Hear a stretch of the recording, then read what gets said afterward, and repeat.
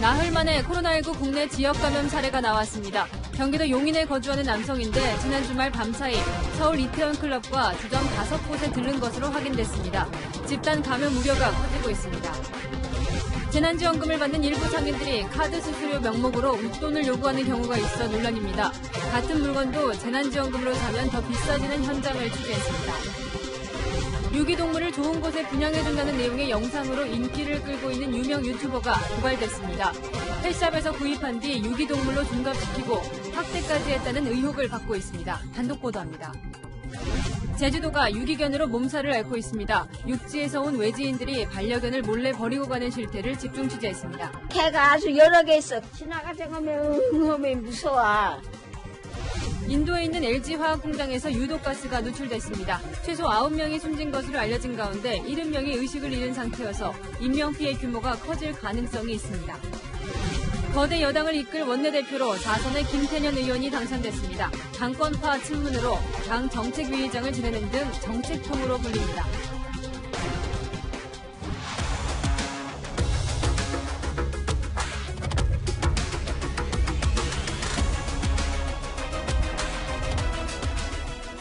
안녕하십니까. 뉴스A 동정민입니다.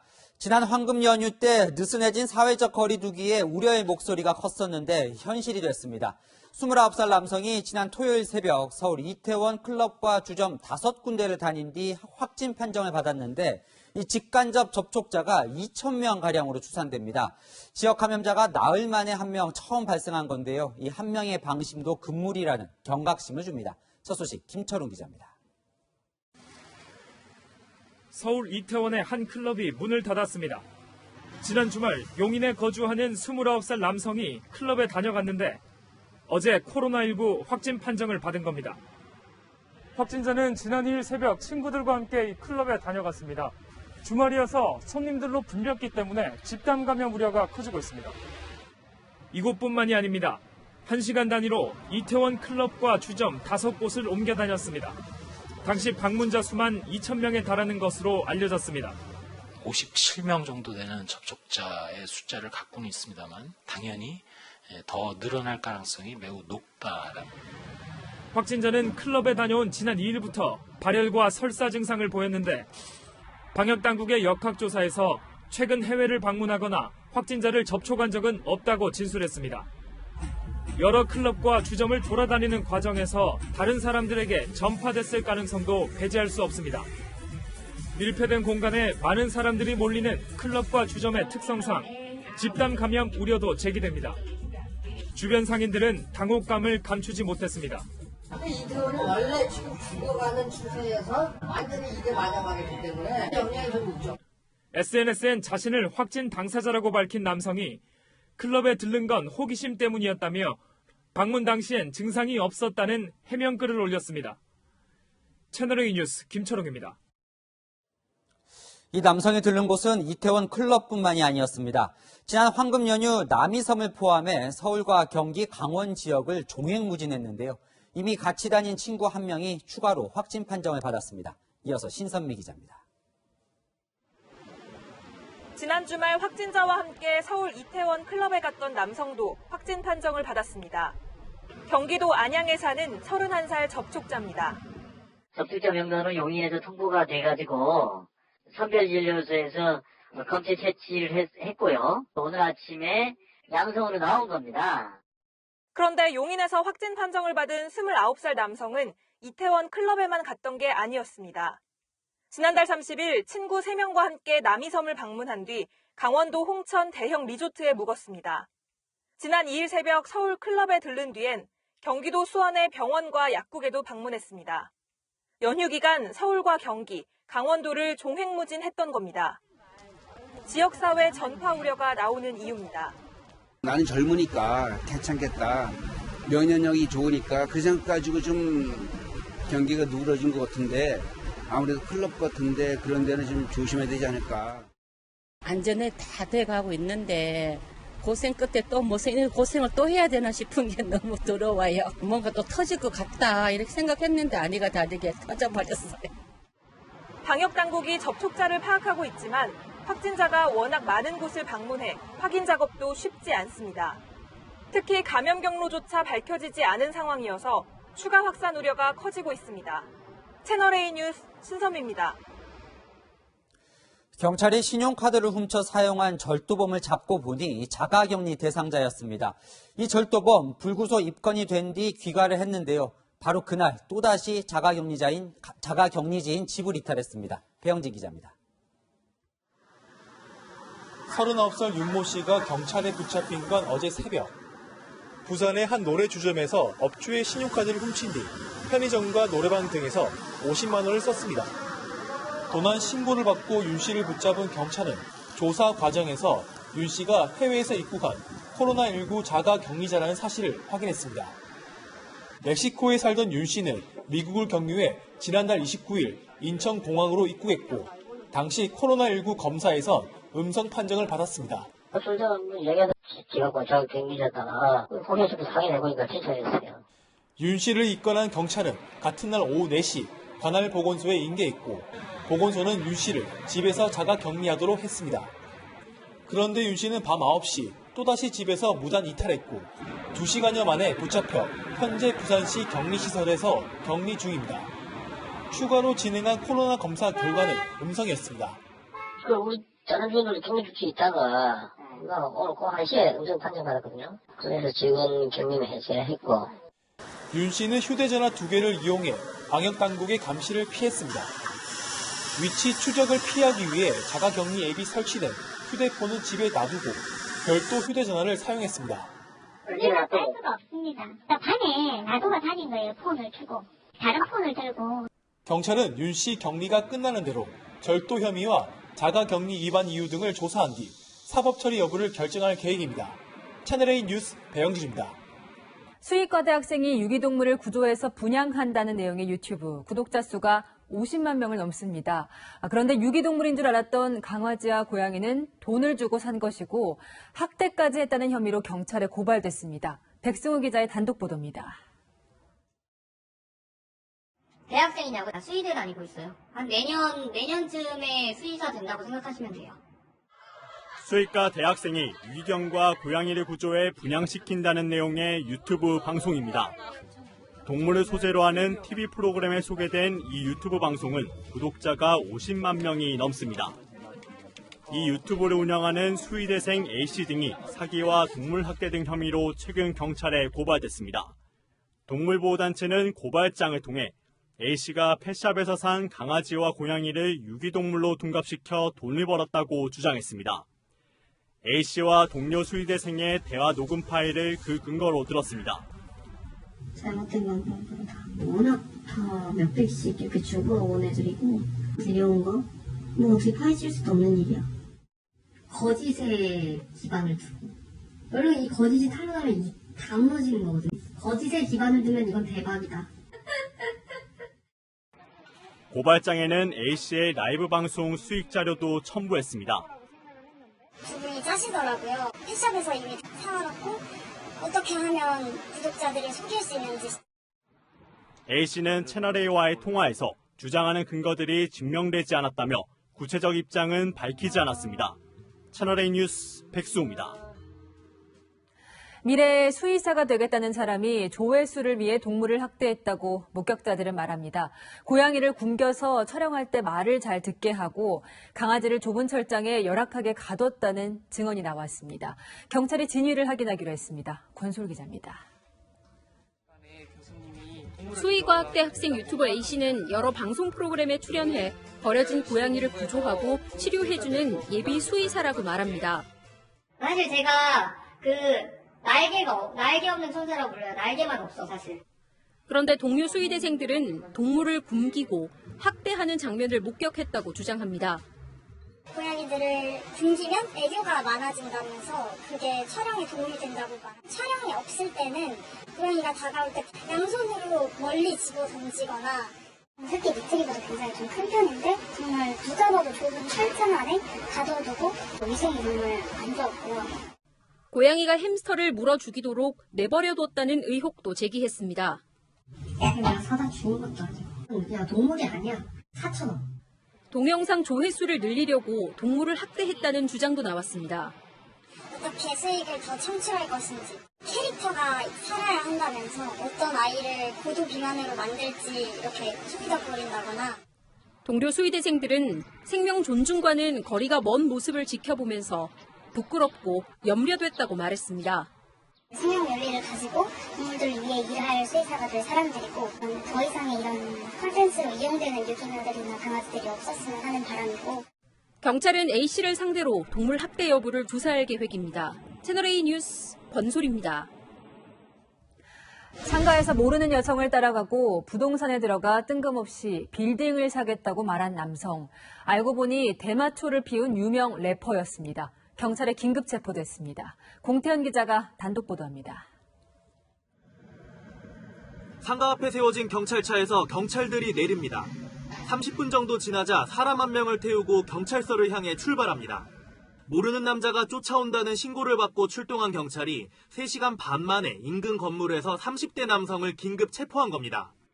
학원 수업을 듣고 나오다 공포를 느낀 여성이 관리실에 대신 신고해달라고 요청했습니다. 남성은 지하 4층 엘리베이터 앞부터 주차장까지 여성을 따라오면서 출구가 어디냐고 묻는 등 계속 횡설수설하는 모습을 보였습니다. 여기 와가지고 그냥 나가는데 어디 물어보면서 황당하게 나가는 게 어디냐고 뭐 자기가 자기를 모르냐고 그러면서. 위층 상가에서도 이상한 행동을 이어갔습니다. 일단은 이상하다고 느낀 게 이제 빌딩을 사겠다고 정신이 왔다 한다고 할까? 하나를 놓고 가면서 나가더라고. 남성이 건넨 명함에 있는 주소로 찾아간 경찰은 걸어서 3분 정도 거리에 있는 사무실에서 남성을 발견했습니다. 잡고 보니 가수 강남이 속해 있던 남성 4인조 그룹의 동료였던 영크림, 김기석 씨였습니다. 술냄새도 나지 않아 약물 복용을 의심한 경찰이 마약 단위 검사를 통해 대마 양성 반응을 확인했습니다. 긴급 체포된 김 씨는 경찰 조사에서 호기심에 대마초를 흡연했다고 진술한 것으로 알려졌습니다. 채널A가 김 씨에게 통화를 시도하고 소속사에도 찾아가 봤지만 해명을 듣지 못했습니다. 고객님의 전화기가 꺼져 있어 삐 소리 이후. 경찰은 김 씨를 다시 불러 대마 유통 경위 등을 조사할 예정입니다. 채널A 뉴스 공태현입니다.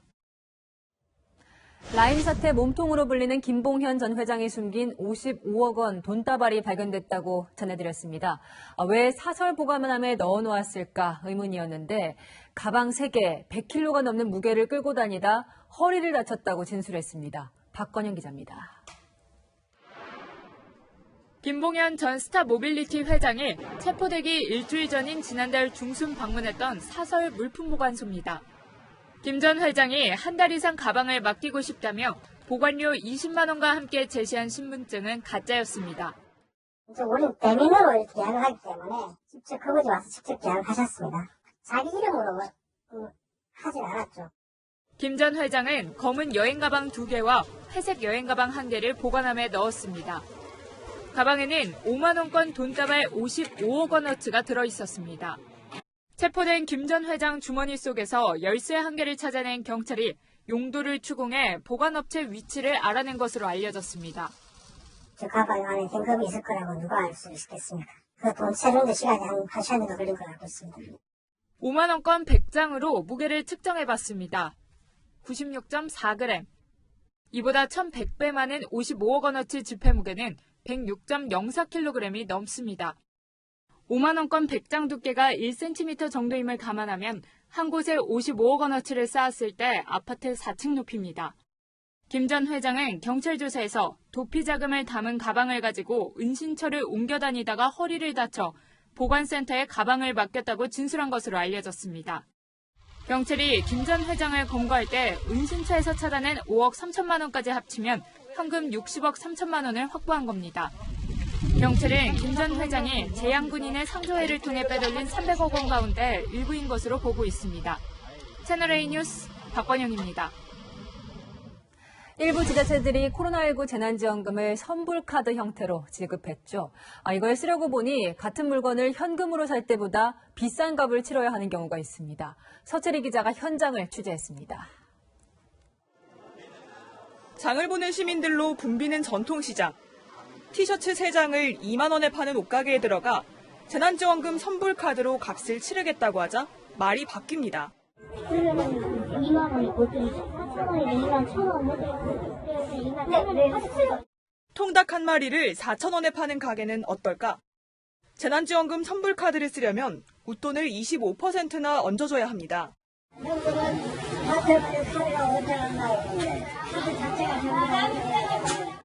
한 번에 2개 이상 물건을 사지 않으면 재난지원금은 안 받겠다고 하는 가게도 있습니다.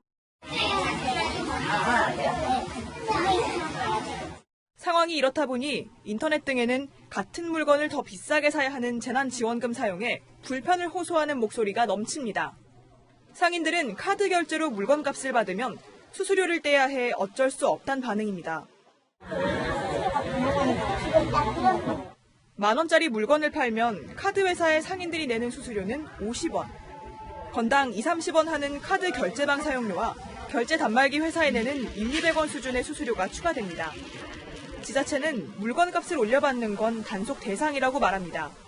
일장 경험을 하는 거가 일부 있는 것 같아요. 그런 데가 있다면 업주들이 잘못해서 이걸 경기도에서는 단속을 하겠다. 단속 강화와 함께 재난지원금 사용에 불편이 없도록 수수료 구조도 살펴봐야 한다는 지적입니다. 채널A 뉴스 서채리입니다. 서울시는 지역 상품권을 할인 가격에 판매하는 것으로 소상공인들을 지원했습니다. 그런데 이 상품권이 학원비 결제에 앞다퉈 쓰이고 있습니다. 시 예산이 사교육 지원에 쓰인다는 논란이 일고 있습니다. 장하얀 기자입니다. 30대 여성 A씨는 지난달 양천구 지역 상품권 100만 원어치를 샀습니다. 이 가운데 30만 원어치를 두 자녀의 학원비로 결제했습니다. 단지 내에 있는 작은 아프 피아노가 어떻게 되라고요? 상품권은 지자체가 15%를 할인해 팔기 때문에 100만 원어치를 사는데 85만 원만 내면 됩니다. 학원비 결제에 사용하면 사교육비를 아낄 수 있는 겁니다. 학원에 도움이 되는 게 아니라 저는 가정에 도움이 된다고 생각을 해요. 학원들도 지역 상품권으로 학원비를 내는 부모들이 늘고 있다고 말합니다. 어머니들께서 그걸 구매를 하시고 학원비를 한 2달, 3달 결제를 하셨던. 학원비 결제용으로 뒤늦게 지역 상품권 구하기에 나선 학부모도 있습니다. 이게 학원에 쓸 수 있다라는 걸 제가 뒤늦게 한 거예요. 그래서 구하려고 애를 썼는데 결국에는 완판이라고. 입소문이 퍼지면서 지난 3월 서울시 전체에서 발행된 지역 상품권 500억 원어치는 열흘 만에 모두 팔려나갔습니다. 15% 할인된 가격에 상품권을 살 수 있는 건 서울시와 자치구가 차액을 부담하기 때문인데 결과적으로 지방정부 예산이 사교육 지원에 쓰인다는 논란도 제기됩니다. 아직까지는 학원이 사회적으로 유해한 업종이라고는 사회적 공감대가 그렇게까지는 안 이루어져 있잖아요. 지역 소상공인 지원이라는 취지를 강화하는 방향으로 쓰이는지 검토할 필요가 있다는 의견입니다. 채널A 뉴스 장하얀입니다.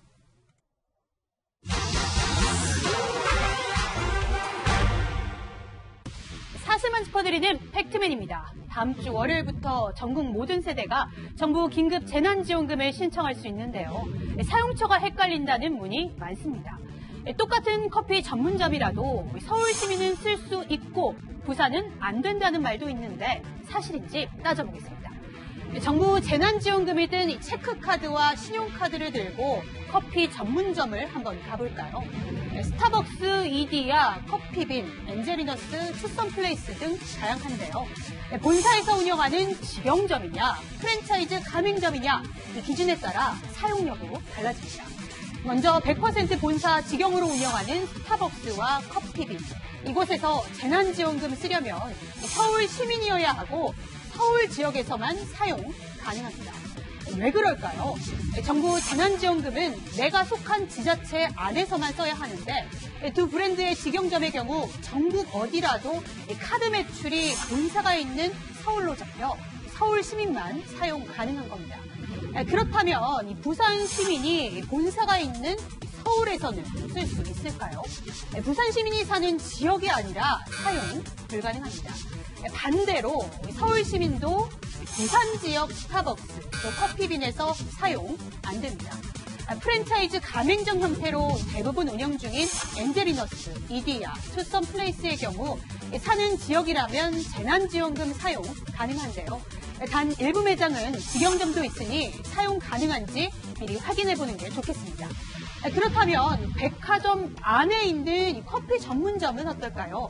재난지원금 백화점에서는 사용 안 되지만 백화점 직영 매장이 아닌 임대 형태의 프랜차이즈 가맹점에서는 사용 가능합니다. 단 위의 사례, 정부 재난지원금을 신용카드, 체크카드로 받았을 때의 기준인데요. 선불카드나 지역자랑 상품권, 또 지자체 지원금은 다를 수 있어 사용 전 확인 필요합니다.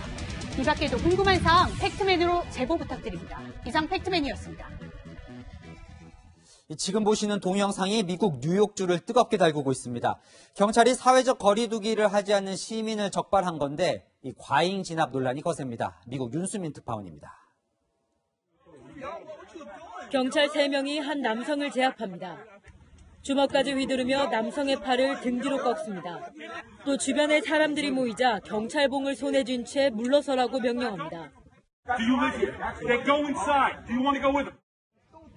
이번에는 사복경찰이 시민을 제압합니다. 얼굴을 향해 마구 주먹을 날리더니 곧바로 넘어뜨립니다. 마스크를 쓰지 않은 시민에겐 경고까지 합니다. 경찰이 체포한 이유는 거리두기 위반입니다. 행정명령을 어겼다는 겁니다. 하지만 단속 방식에 대한 비판의 목소리가 커지고 있습니다. 참다 못한 한 시민이 항의도 해봤지만 경찰은 뺨까지 때리며 체포했습니다. 비난이 쏟아지자 뉴욕시장은 체포 과정을 조사하겠다고 밝혔습니다. We've seen a couple of really unfortunate and inappropriate instances. 앞서 트럼프 대통령은 백악관 코로나19 대응팀 해산을 언급했다가 하루 만에 물러섰습니다. We'll be leaving the task force indefinitely, but we'll be adding some people to the task force. 이런 가운데 이번 주 일요일까지 미국 50개 주 가운데 43개 주에서 부분적으로 경제활동을 재개할 예정이어서 재확산의 우려가 나옵니다. 미국 캘리포니아에서 채널A 뉴스 윤수민입니다. 수동적인 코로나19 검사가 아베 일본 총리의 발목을 톡톡히 잡고 있습니다. 아베 총리가 검사 건수를 하루에 2만 건으로 늘리겠다고 공언한 게 한 달 전인데 아직 만 건에도 미치지 못하고 있습니다. 일본인 10명 중 7명은 검사를 제대로 못 받을 거라며 정부 대처에 불신을 나타냈습니다. 도쿄 김범석 특파원이 보도합니다. 황금 연휴가 끝나고 일상 업무가 재개됐지만 가게 문들은 굳게 닫혀 있습니다. 휴업 안내문에는 연장을 뜻하는 빨간 줄도 그어져 있습니다. 긴급사태가 연장되면서 직장가도 한산합니다. 하지만 병원 중환자실에선 사투가 벌어지고 있습니다. 3ヶ月以上にわたって長期の戦い、そして外出制限などもあり、相当やっぱりストレスを感じている医療従事者も多くいると思います。 일본 정부가 뒤늦게 코로나19 검사를 늘리겠다고 했지만 일본 국민 10명 중 7명은 검사 체제에 불안을 느끼고 있는 것으로 나타났습니다. 병상 부족은 물론이고 감염돼도 치료를 제대로 받을 수 있을지 우려하고 있는 겁니다. 노벨상 수상자도 아베 총리와의 대담에서 쓴소리를 던졌습니다. オリンピックを成功させるためにも治療薬、ワクチンの開発、日本も中心になってそれを進めていきたいと思っています。かなり幸運が重ならない限り、ワクチンだけでは難しいんじゃないかなと、10倍、ひょっとするともう100倍くらい PCR能力を上げて 그러나 아베 총리는 최근 이물질이 나와서 회수 조치가 내려진 마스크 지급 정책에 대해 자화자찬했습니다. 溜まっていた在庫も随分、貯められていた在庫も随分出てまいりました。価格も下がってきたという成果もありますので。 이런 가운데 코로나19 대응을 잘한 정치인 설문조사에서 아베 총리와 대립각을 세운 요시무라 오사카 지사와 고이케 도쿄도지사가 아베 총리를 누르고 각각 1, 2위를 차지하는 등 정부에 대한 실망감이 커지고 있습니다. 도쿄에서 채널A 뉴스 김범석입니다. 태국 마트에선 이렇게 술을 사기 위한 쟁탈전이 벌어지고 있습니다. 이 난리를 촉발한 게 코로나19라는데요. 무슨 일인지 정다은 기자가 전해드립니다. 태국의 한 대형 상점. 사람들이 쟁탈전을 벌이고 있습니다. 지난 3일부터 술 판매가 재개되자 술을 사기 위해 한꺼번에 몰린 겁니다.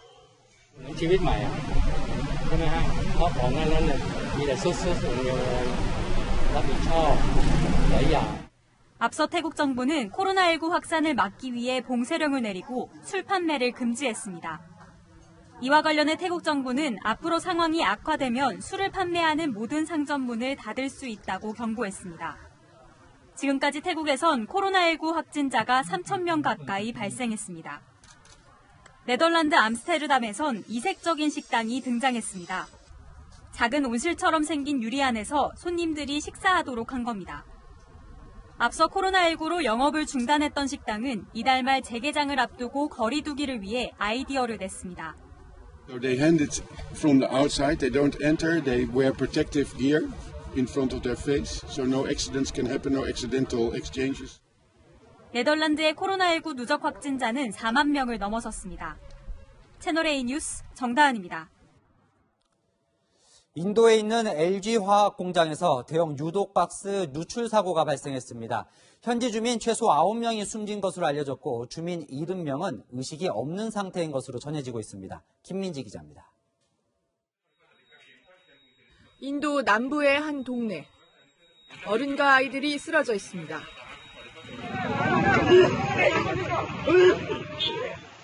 한 아버지는 의식을 잃은 아이를 부둥켜 안고 오열합니다. 오늘 새벽 3시 반쯤 남부 안드라프라데시주 비사카파트남에 있는 LG 폴리머스 인디아 공장에서 유독가스가 누출된 겁니다. 이번 사고로 최소 9명이 숨지고 최대 500명이 입원 중이라고 로이터 통신 등이 전했습니다. 또 이들 가운데 주민 70명 이상은 의식이 없는 상태라고 AFP 통신이 보도했습니다. 현지 경찰은 공장에 있는 5,000톤 규모 탱크 2곳에서 가스가 누출됐다고 밝히면서 사고 경위를 조사하고 있습니다.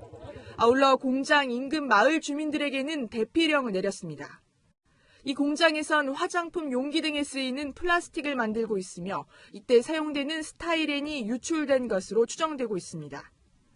이와 관련해 모디 총리는 면밀히 살펴보고 있다며 모두의 안전을 기원한다고 밝혔습니다. 인도는 코로나19 확산을 막기 위해 지난 3월 25일부터 전국에 봉쇄령을 내린 상태로 사고 당시 공장 안에는 인력이 거의 없던 것으로 알려졌습니다. LG화학은 입장문을 통해 가스 누출은 현재 통제된 상태라며 치료가 신속하게 되도록 모든 조치를 강구하고 있다고 밝혔습니다. 채널A 뉴스 김민지입니다.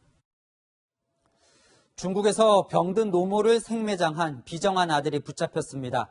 다행히 사흘 뒤에 구조된 노모는 도리어 아들이 중형을 받을까 걱정하고 있습니다. 이번 주 일요일은 중국의 어머니 날입니다. 베이징 건어역 특파원이 보도합니다. 흙구덩이를 파헤치는 남성들. 잠시 뒤 앙상한 몰골의 할머니를 꺼냅니다.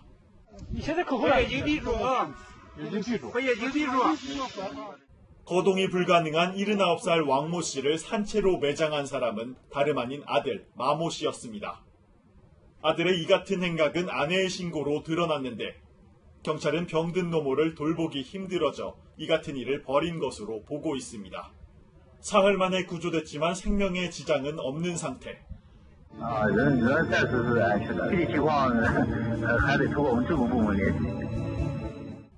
노모는 도리어 살인미수로 구속된 아들이 중형을 받을까 걱정하고 있습니다.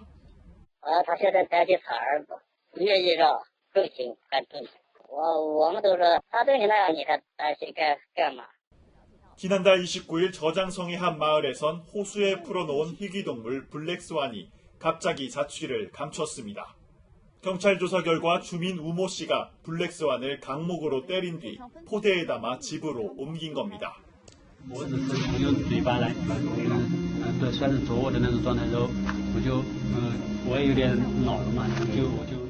경찰이 들이닥쳤을 때는 이미 블랙스완을 먹어치운 뒤였습니다. 우 씨는 멸종위기의 동물을 잡아먹었지만 열흘간의 구류 처분을 받는데 그쳤습니다. 제2의 코로나를 막기 위해 야생동물을 식용한 사람에 대한 처벌을 강화해야 한다는 목소리가 나오고 있습니다. 베이징에서 채널A 뉴스 권호혁입니다. 앞서 반려동물 학대 소식 전해드렸죠. 이번엔 제주도의 반려견들이 버려진다는 소식입니다. 따뜻한 남쪽 섬에 버리는 것이 조금 덜 미안해서 그러는 건지 여름 휴가철이 지나고 나면 제주도 안에 유기견 숫자가 급증한다고 합니다. 김진희 간다 시작합니다.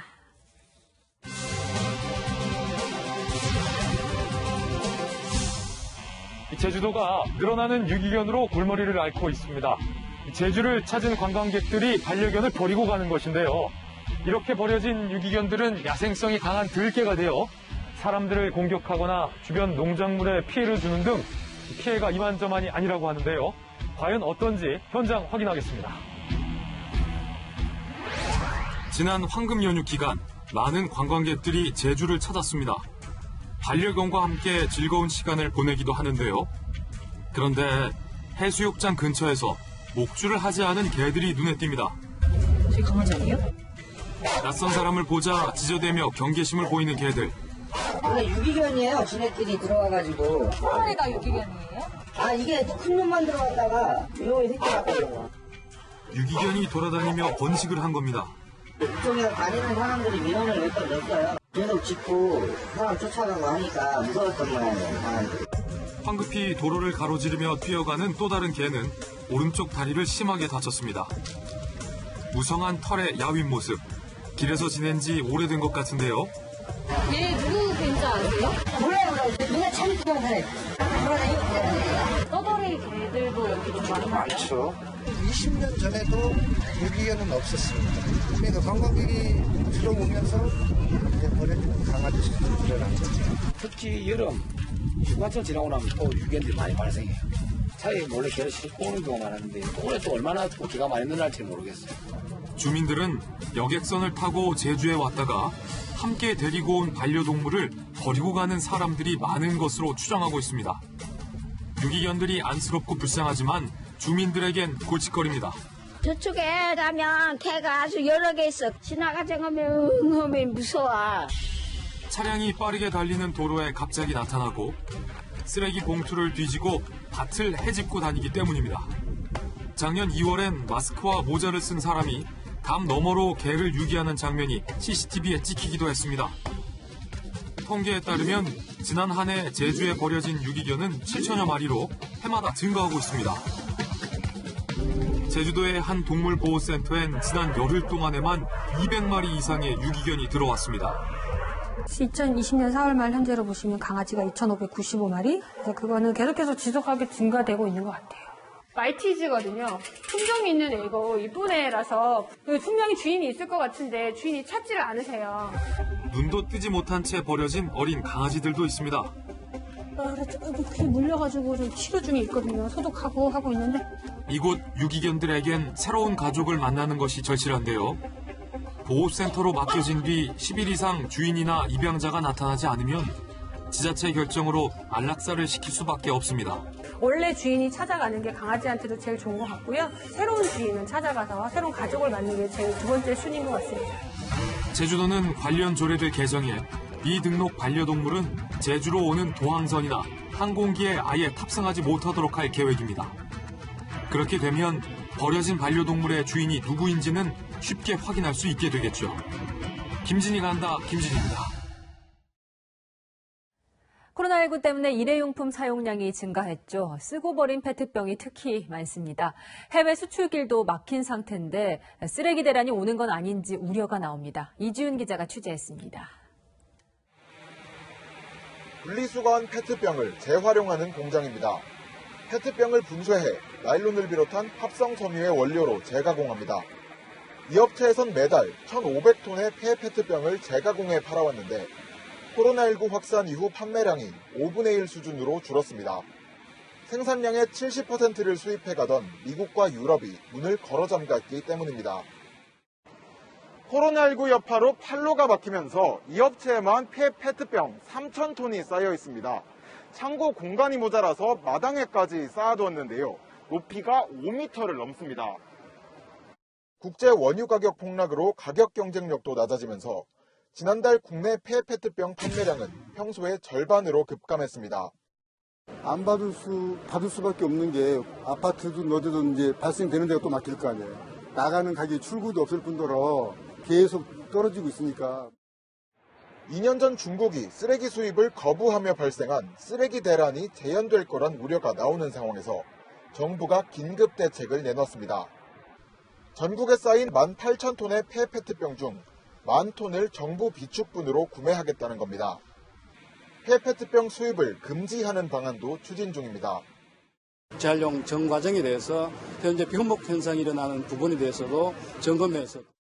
하지만 수출길이 언제 다시 열릴지 모르는 상황에서 보다 근본적인 대책이 필요하다는 지적이 나옵니다. 채널A 뉴스 이지훈입니다. 나노 단위 현상을 관찰하는 첨단 장비죠. 정부가 사업비 1조를 들여 다목적 방사광 가속기를 만드는데 지역 간 경쟁이 치열합니다. 최종 대상 후보지인 두 지역에 대한 현장 실사가 열렸습니다. 김태형 기자입니다. 아침 일찍부터 주민들이 모여들었습니다. 방사광 가속기 부지 선정을 위한 정부 현장 평가단을 환영하는 자리입니다. 오후 진행된 청주시 현지 실사에는 도지사까지 출동했습니다. 평가단은 비공개로 현장을 둘러보며 입지 조건 등 항목들을 평가했습니다. 주민들은 자신들 지역에 유치돼야 한다고 목소리를 높였습니다. 지역에 일자리 창출을 하고 또 젊은이들의 꿈과 희망이 됐으면 합니다. 충청도가 약하다고 해서 그런 부분이 자꾸 안 되는 것 같은데 꼭 기필코 꼭 충북에 유치가 꼭 돼야 된다고 생각합니다. 사업비 1조 원을 들여 2022년 건설에 들어가는 다목적 방사광 가속기. 6조 7천억 원의 생산 유발 효과는 물론 13만 명이 넘는 고용 창출 효과가 있다는 분석이 나오면서 치열한 유치 경쟁을 벌이고 있습니다. 세계 최고 성능의 가속기이기 때문에 아무래도 산업계 경쟁력 향상하는 데는 굉장히 큰 도움이 될 겁니다. 신약 개발 쪽에서도. 나주시는 국토 균형 발전과 한전공대와의 시너지 효과를, 청주시는 수도권과의 교통 접근성과 국책 연구시설과의 시너지 효과를 장점으로 내세우며 유치에 자신감을 보이고 있습니다. 서류와 현장 심사를 토대로 최종 후보지는 내일 발표됩니다. 경쟁이 워낙 치열했던 만큼 어느 쪽이 선정되든 후유증이 만만치 않을 전망입니다. 채널A 뉴스 김태형입니다. 조국 전 법무부 장관 부부는 딸 조민 씨가 서울대에서 허위 인턴을 했다는 의혹이 불거졌을 때 이 영상 속 인물이 조민 씨라고 주장했습니다. 오늘 조민 씨의 친구들이 법정에 증인으로 나왔는데 영상 속 인물이 조민 씨가 아니라고 진술했습니다. 유승진 기자가 보도합니다. 2009년 5월 15일 서울대 공익인권법센터가 주최한 세미나 영상입니다. 조국 정경심 부부는 해당 영상 속 안경 낀 여학생이 딸 조민이라고 지목했습니다. 보름 동안 세미나 관련 인턴 활동을 한 증거라는 겁니다. 하지만 오늘 정경심 교수 재판에 출석한 조 씨의 친구들은 동영상 속 여성은 조민이 아니다고 증언했습니다. 조국 전 법무부 장관의 대학 동창 아들이자 당시 세미나에 참석했던 박모 씨는 조민과 상당히 닮았지만 조민이 아니라고 확신할 수 있다고 밝혔습니다. 조 씨를 의학논문 제1저자로 등재시킨 당국대 장용필 교수의 아들이자 조 씨의 고교 동창인 장모 씨도 조민의 얼굴과 다르다는 검찰 진술을 재확인했습니다.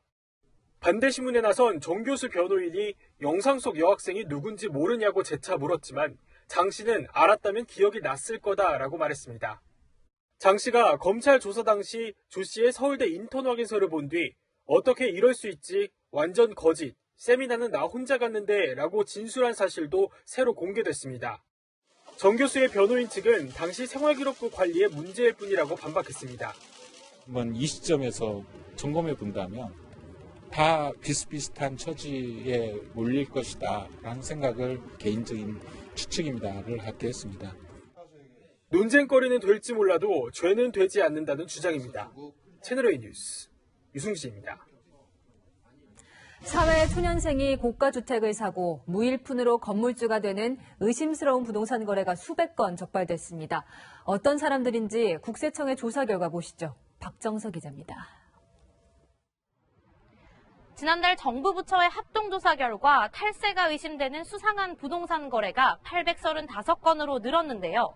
이 중 자금 출처가 명확하지 않는 고가주택 취득자 등 517명에 대해 국세청이 고강도 세무조사에 착수했습니다.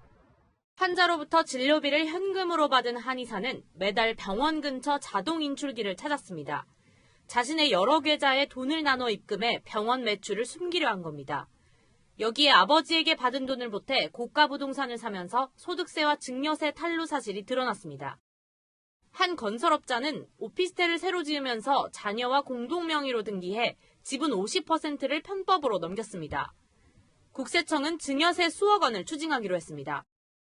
꼬마 빌딩 임대업법인을 설립했지만 자금 출처가 불투명하거나 소득 없는 가족 명의로 법인을 세워 세금을 탈루한 사례도 조사에 들어갔습니다.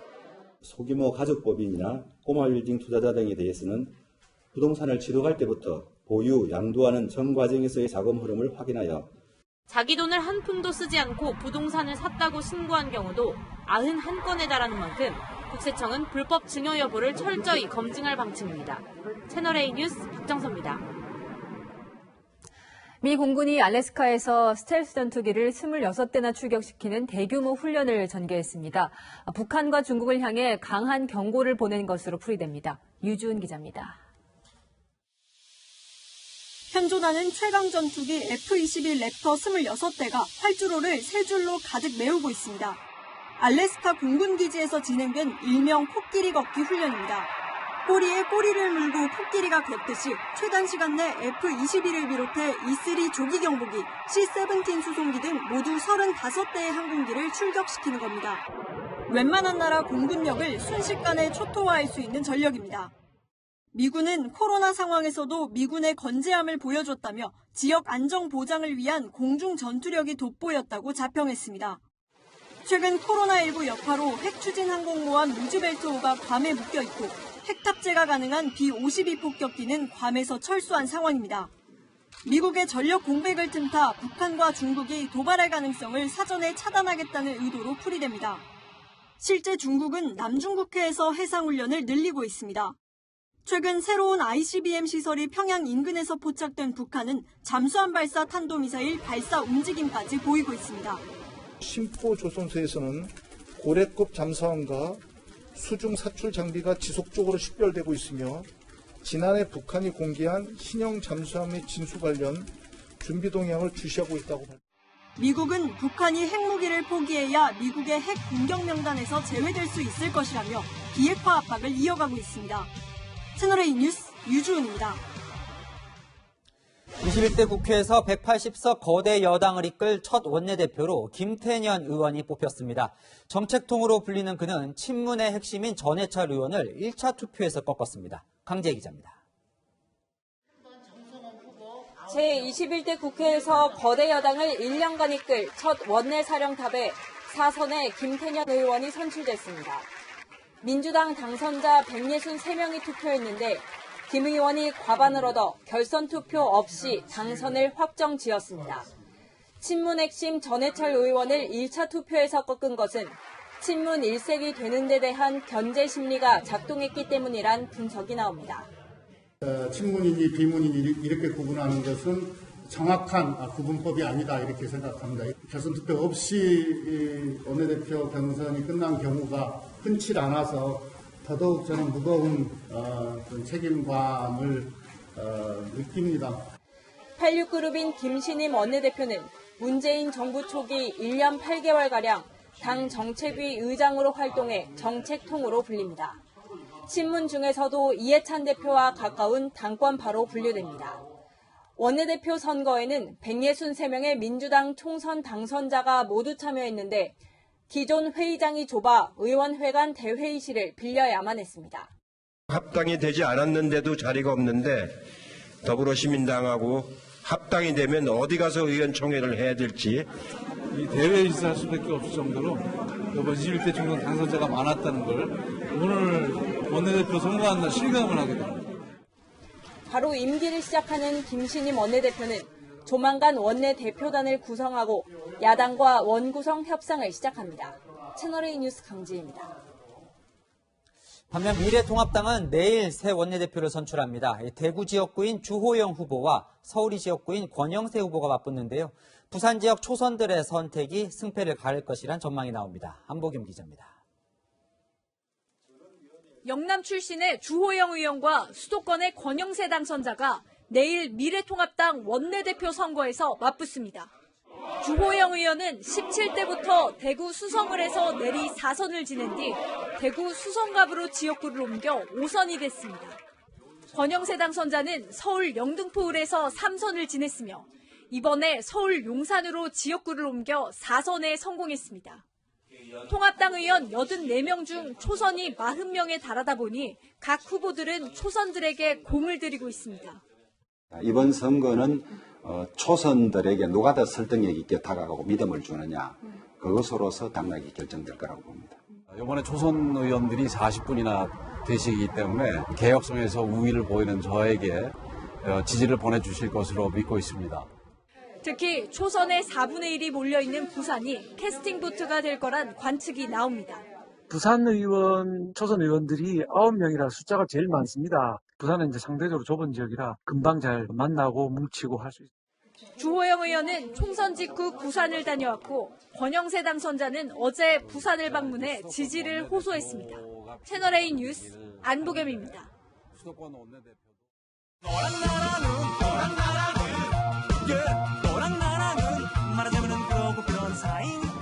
대화랑야랑 시작합니다. 정치부 노은지 기자 나왔습니다. 자, 첫 번째 주제, 극과 극 마무리.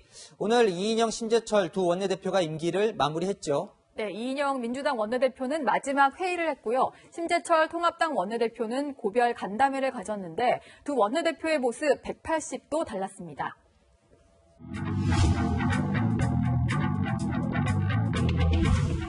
이제 저는 물러갑니다. 여러분 고맙습니다. 감사합니다.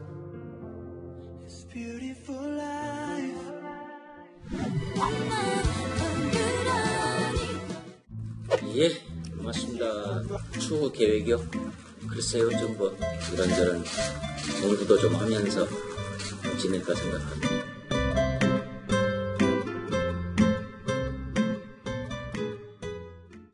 네, 표정도 멘트도 이 극과 극이네요. 그런데 이인영 원내대표, 처음에는 친문이 아니라 비문이라서 당을 장악할 수 있을까 우려도 있었는데 떠날 때는 박수를 받고 떠나게 됐네요. 네, 비문인데다가 강성 운동권 느낌도 강했었는데요. 원내대표로 일하면서 검찰개혁이나 선거제 개편 등 문재인 정부의 입법과제를 무리 없이 진행했다, 이런 당내 평가가 나옵니다.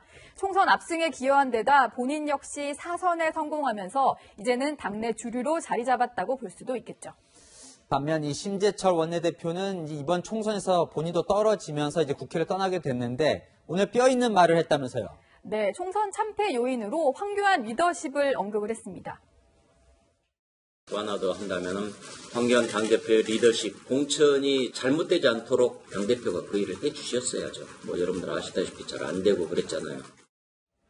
네, 황교안, 심재철 두 대표가 크게 충돌한 적은 없었지만 그리 가까운 관계도 아니었는데요. 패배 요인으로 황 전 대표까지 언급을 하면서 이렇게 뒤끝을 드러냈습니다. 그런데 이 떠나면서 밝힌 총선 참패 요인이 또 논란입니다. 네, 가장 큰 패배 요인을 바로 긴급재난지원금에서 찾으면서 매표용 현금 살포라는 표현까지 썼습니다. 가장 큰 영향을 미쳤던 것은 매표용 현금 살포였다고 저는 생각합니다. 대통령부터 나서서 100만 원씩 준다라고 좀 했었고. 총선 전에 황교안 당시 대표도 전 국민 50만 원 지급을 언급을 했었는데 참패 요인을 여기에서 찾는 건 좀 아이러니가 아닐까 싶네요. 네, 다음 소식 넘어가 보겠습니다. 오늘부터 이 더불어민주당과 더불어시민당의 합당을 이제 묻는 권리당원 투표가 시작됐어요. 어떻게 진행이 되고 있습니까? 네, 권리당원 78만여 명을 대상으로 오늘 오전 6시부터 내일 오전 6시까지 24시간 동안 온라인 투표가 진행 중인데요. 당 내부를 취재해보니까 합당 여론이 우세하다고는 하는데 당원 게시판에는 국민과의 약속을 지키기 위해서 합당하자는 의견도 있었지만 반대 목소리도 만만치 않았습니다. 공수처장 임명 등에 유리하다는 이유에서인데요. 별도의 교섭단체를 만들 경우에 야당으로 분류되기 때문에 각종 인사에서 야당 몫을 조금 더 빼앗아올 수 있기 때문입니다. 또 더시민의 비례대표 1번부터 10번까지가 소수정당 출신인 점을 들어서 우리와 노선이 같다고 볼 수 없다, 이런 글도 있었습니다. 그럼 이번 투표에서 이 반대가 더 많으면 그러면 어떻게 되는 겁니까? 우선 당원 투표가 구속력을 가지는 건 아닙니다. 다만 당이 최종 결정을 할 때 대외적 명분으로 활용될 수 있습니다. 앞서서 비례정당을 만들 때에도 당원 74%가 찬성을 하자 이 명분으로 비례연합에 참여를 했었거든요. 합당 반대가 높게 나오고 미래한국당이 별도의 교섭단체를 구성하기로 할 경우에 상황은 달라질 수도 있습니다. 미래한국당에서 교섭단체 구성 여부를 가지고 여러 가지 논의가 있는 모양인데 제발 다시 부탁을 드립니다. 그런 일이 없도록.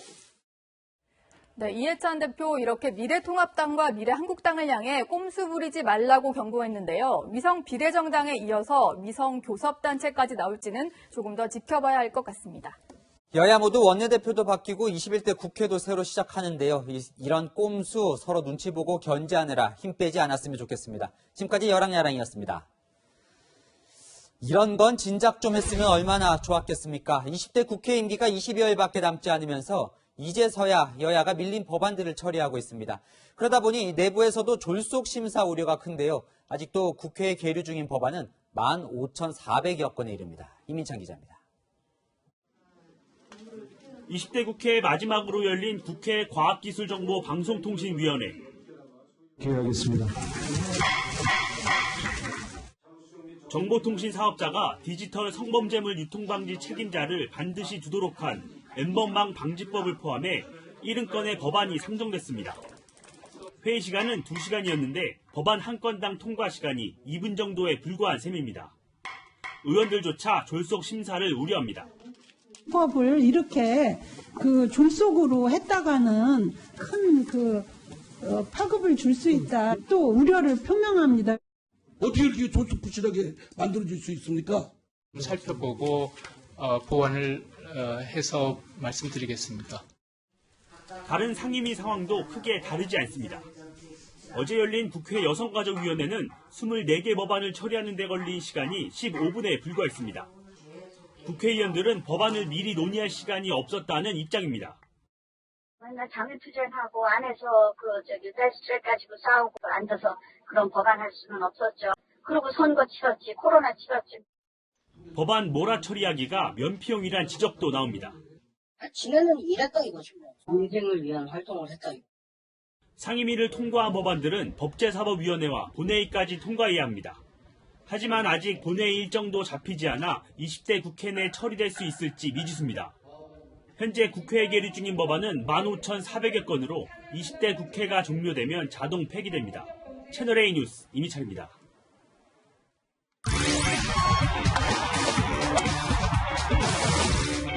안녕하십니까. 스포츠 뉴스입니다.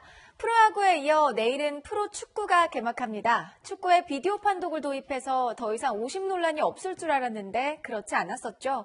이번엔 뭔가 달라진다고 합니다. 김민곤 기자가 취재했습니다. 명백한 오프사이드인데도 비디오 판독 결과 문제 없다는 판정이 나옵니다. 퇴장 상황이 아닌데도 레드카드가 나옵니다. 모두 추후 오심으로 판명되었습니다. 중국에선 더 황당한 일이 있었습니다. 심한 태클을 하고도 오히려 아파하며 대굴대굴 구릅니다. 비디오 판독을 했지만 태클을 당한 선수가 퇴장당합니다. 난투극에 가담하지도 않은 선수가 퇴장을 당하기도 합니다. 이런 일들을 줄이기 위해 올 시즌 K리그는 비디오 판독 전담 심판 규정을 신설했습니다. 비디오 판독만 하는 심판 7명을 포함해 총 25명이 배치됩니다. 다만 현실적인 한계는 있습니다. VR, 기계지만 그 기계를 다루는 사람은 사람이니까. 지난해 6월 FC 서울 김원식의 핸드볼 상황은 논란이 뜨거웠습니다. 페널티킥을 선언하지 않은 주심의 결정은 추후 오심으로 판정됐습니다. 하지만 아직도 보는 사람에 따라 의견이 갈립니다. 지금은 한 반반 정도 되지 않을까 생각을 합니다. 저는. 비디오 판독을 하고도 오심을 한 경우는 지난 시즌 16번. 올 시즌 반으로 줄이는 게 K리그의 목표입니다. 채널A 뉴스 김민곤입니다. 내일 밤부터는 반가운 단비가 전국을 흠뻑 적시겠습니다. 이번 비는 모레까지 길게 이어질 걸로 보여서 농사에도 도움이 될 텐데요. 비는 내일 저녁에 서해안에 시작돼 밤 9시 무렵에는 서울 등 내륙으로도 확대되겠습니다. 이번 비는 토요일 밤에는 대부분 그치는데요. 서울 등 중북부 지역은 일요일 오전까지 이어질 수 있습니다. 모레까지 제주 산지와 제주 남부에는 150mm 이상이 집중되겠고 남해안 지역에는 최고 100mm가 예상됩니다. 서울, 경기와 영서, 충청, 북부, 남부 곳곳으로도 30에서 80mm의 많은 비가 오면서 건조함도 해소시켜주겠습니다. 이번 비는 모레 새벽부터 낮 사이에 돌풍과 벼락을 동반하면서 강하게 집중되겠습니다. 오랜만에 오는 비고 또 짧은 시간에 많은 양이 내릴 수 있어서 안전사고에 철저한 대비가 필요합니다. 비가 내리는 동안에는 반짝 서늘하겠고요. 일요일 낮부터는 다시 맑은 하늘 회복하겠습니다. 날씨였습니다. 아빠가 이상해요. 어제 새벽 경남 소방 119에 아빠가 이상하다는 신고 전화가 걸려왔습니다. 신고를 한 초등학생의 아빠는 심정지 상태였는데 소방당직자는 아이에게 영상통화로 심폐소생술을 지도했습니다. 이 고사리 같은 손으로 엄마와 번갈아가며 심폐소생술을 하자 아빠는 기적같이 의식과 호흡을 회복했습니다. 어버이날을 앞두고 큰 효도를 한 거죠. 어린이들은 엄마 아빠 얼굴을 표정 하나하나 잘도 그립니다. 늘 관찰을 하는 거죠. 어제 초등학생 아들도 아빠의 자는 얼굴을 세심하게 보다가 신고를 했다고 하네요. 내일 어버이날을 맞아 오랜만에 부모님 얼굴 한번 자세히 보시면 어떨까요? 부모님 안색이 평소와 다르면 이 건강의 적신호도 찾아낼 수 있습니다. 내일도 뉴스입니다.